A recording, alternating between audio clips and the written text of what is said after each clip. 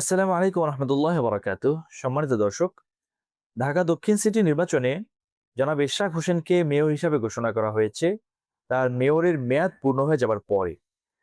কিন্তু মেয়র হিসাবে নগর ভবনে বসার জন্য তার এবং তার অনুসারীদের যে অসুস্থ প্রতিযোগিতা আমরা লক্ষ্য করছি, এটা খুবই অস্বস্তিদায়ক। এবং এটা এই বিপ্লব পরবর্তী বাংলাদেশের যে মানুষের চেতনা, মানুষের যে বিশ্বাস বোধের সঙ্গে কোনোভাবেই এটা সম্পর্কিত হতে পারে না। আসলে যে ক্ষমতার জন্য মরিয়া হয়েছিল আওয়ামী লীগ, সেই ক্ষমতা কেন্দ্রিকতার কারণেই কিন্তু আওয়ামী লীগের আজকে এই ভরাডুবি হলো। আর এই ক্ষমতার মেয়াদ শেষ হয়ে যাবার পরেও জনাব ইশরাক হোসেন এই মেয়রের পদের জন্য যেভাবে লালায়িত হয়েছেন, তার অনুসারীরা নগর ভবনে ৭টা তালা মেরে দিয়েছেন। এবং তারা সেখানে আন্দোলন গড়ে তুলেছে মেয়র ইশরাক হোসেনকে মেয়র পদে নগর ভবনে বসানোর জন্য। মানুষের রাস্তাঘাট বন্ধ করে তারা যে অসুস্থ পরিবেশ তৈরি করেছেন, এটা কোনোভাবেই সুন্দর না। এবং সেই নির্বাচনের গেজেট ঘোষণার পরে তৎকালীন মেয়র জনাব ব্যারিস্টার তাপস তিনি দায়িত্ব গ্রহণ করেছিলেন ২০২০ সালের ১৬ই মে।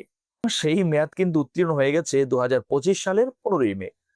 তারপরে কিন্তু আপনার এই জনাব ইশরাক হোসেনের আহ, মেয়র ঘোষণা করা হয়েছে। কিন্তু ইশরাক হোসেন যেভাবে মেয়র পদে বসার জন্য আহ, আন্দোলন করছেন, সংগ্রাম করছেন, এটা কিন্তু তার মেয়াদের মধ্যে করলে এটা সুন্দর ছিল। তার মেয়াদ কিন্তু অলরেডি ওভার হয়ে গেছে। এদিকে বরিশাল এবং খুলনায় ইসলামী আন্দোলন বাংলাদেশের প্রার্থীরা মেয়র নির্বাচনে অংশগ্রহণ করেছিলেন। সেই নির্বাচনটা হয়েছিল ২০২৩ সালে। কিন্তু জনাব মুফতি ফজল করিম তিনি কিন্তু মামলাও করেছেন। তার মামলার সেই সুন্দর রায় দেওয়া হয়নি। কোর্ট কিন্তু ভালো রায় দেয়নি। বরিশালের জজ কোর্ট সেই মামলাটা কিন্তু উইথড্র করে দিয়েছেন। এবং যতটুকু জানি মুফতি ফজল করিম সাহেবের এই মামলা নিয়ে তারা এখনো পর্যন্ত লড়ে যাচ্ছেন। কিন্তু সরকার এ ব্যাপারে কোনো ফয়সালা দিচ্ছেন না। তো যার মেয়াদ আছে এবং দেশের সংস্কার করার জন্য যার এখনো সুযোগ আছে, তাকে আপনারা ঘোষণা করুন মেয়র। তিনি কাজ করতে পারেন। তিনি কাজ করলে বরিশালের উন্নয়ন হবে। আর তাছাড়া একটা নগর ভবন দীর্ঘদিন যাবৎ মেয়র শূন্য থাকা, এটা সুন্দরও না। ঢাকা সিটিতে মেয়র পদ শূন্য আছে, নির্বাচনের সময় ঘনিয়ে এসছে, আপনি নির্বাচন দিয়ে দিতে পারেন। আর বরিশালে যেহেতু এখনো পর্যন্ত যেই চলমান সময়টা সাবেক মেয়রের সময়কাল ছিল, সুতরাং মুফতি ফজল করিম সাহেবকে মেয়র ঘোষণা করতে পারেন। এবং খুলনাতে মাওলানা হাফিজ আব্দুল আউয়াল তিনি ইসলামী আন্দোলন বাংলাদেশের প্রার্থী ছিলেন। আমরা জেনেছি যে আজকে তিনি মামলাও করেছেন খুলনার কোর্টে। সুতরাং খুলনাতে যেন তার পক্ষে রায় আসে, আমরা সেটাও প্রত্যাশা করি এবং আমরা সরকারের কাছে তাদের জন্য শুভ বুদ্ধির উদয় ঘটে সে কামনাও করছি।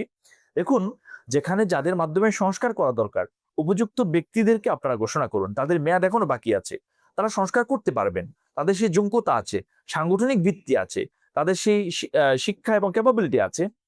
তা না করে ইশরাক হোসেনের অনুসারীরা যেটা করছেন, এটা সুন্দর না। এই ইশরাক হোসেনের অনুসারীরা তারা কি বরিশালের ফজল করিম সাহেবের জন্য, খুলনার আব্দুল আউয়াল সাহেবের জন্য তারা কথা বলেছেন? তো তারা মেয়াদ শেষ হয়ে যাওয়ার পরেও তাদের প্রার্থীর জন্য যেভাবে কথা বলছেন, অথচ মেয়াদ থাকা অবস্থায় মুফতি ফজল করিম এবং আব্দুল ওয়াহিদ সাহেবের জন্য তা তো কথা বলছেন না। তো এই ব্যাপারটা কেমন হয়ে গেল যে একটা অন্যায্য আন্দোলন আপনারা করছেন, আর ন্যায্য আন্দোলন যারা করছেন তাদের পক্ষে কিন্তু আপনারা মুখ খুলছেন না। তাহলে বোঝা গেল আসলে বিএনপির রাজনীতি এখনো সরল পথে নাই। এখনো বিএনপি সে ক্ষমতামুখী আন্দোলন করছে। এখনো সে ক্ষমতার মোহ তাদের মধ্যে রয়ে গেছে। এই জুলাই বিপ্লবোত্তর বাংলাদেশের মধ্যে ক্ষমতার যেই ভারসাম্য আসা উচিত ছিল, যে সৌন্দর্য আসা দরকার ছিল রাজনীতিতে, সেটা এখনো পর্যন্ত আসে নাই। বিএনপি ক্ষেত্রে ব্যর্থতা তাই নিতে হবে। আমরা কামনা করব বাংলাদেশের সুন্দর ভবিষ্যতের জন্য সবাই সুন্দর রাজনীতির চর্চা করুন, সমৃদ্ধির রাজনীতির চর্চা করুন এবং বস্তুনিষ্ঠ রাজনীতির চর্চা করুন। বরিশালে মুফতি ফজল করিম সাহেবকে, খুলনায় হাফিজ মাওলানা আব্দুল আউয়ালকে মেয়র ঘোষণা করুন। এবং ঢাকায় যেহেতু মেয়রের মেয়াদ শেষ হয়ে গেছে, অচিরেই একটি নির্বাচনীর রুটম্যাপ ঘোষণা করে ঢাকাতে নির্বাচন দেওয়ার ব্যবস্থা করুন। আসসালামু আলাইকুম রহমতুল্লাহি ওয়া বারাকাতুহু।